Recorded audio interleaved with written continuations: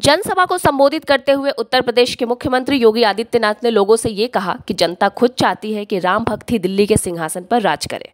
अब की बार 400 पार का नारा लगवाते हुए उन्होंने ये भी कहा कि हर ओर यही स्वर सुनाई देता है कि एक बार फिर मोदी सरकार।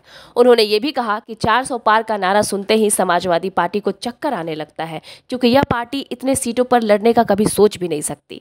नरेंद्र मोदी को राम भक्त बताते हुए उन्होंने ये भी कहा कि एक बार फिर से नरेंद्र मोदी देश पर राज करेंगे।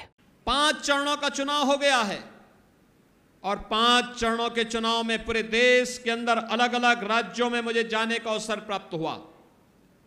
उत्तर प्रदेश में भी 53 सीटों पर 80 में से 53 सीटों पर चुनाव हो गए हैं और 4 जून को क्या परिणाम आने जा रहा है, हर व्यक्ति पहले से निश्चिंत है। दुनिया भी, देश भी, कश्मीर से कन्याकुमारी तक, कामरूप से लेकर के कच्छ तक पूरे देश के अंदर जाने का अवसर प्राप्त हुआ। हर ओर एक ही नारा गूंज रहा है, एक ही संकल्प है, एक ही स्वर सुनाई देता है और वह है कि फिर एक बार, फिर एक बार, फिर एक बार, अब की बार, अब की बार।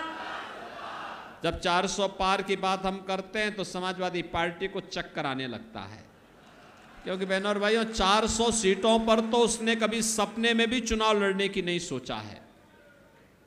400 सीटों पर तो चुनाव ही नहीं लड़ी है, इसलिए बोलते हैं क्या 400 पार पा जाएंगे।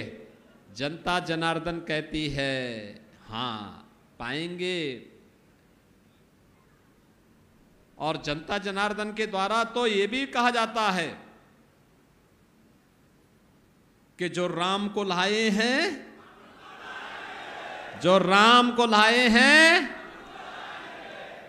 वो कहते हैं क्यों, तो जनता जनार्दन के द्वारा जवाब दिया जाता है कि राम भक्त ही राज करेगा दिल्ली के, राम भक्त ही राज करेगा।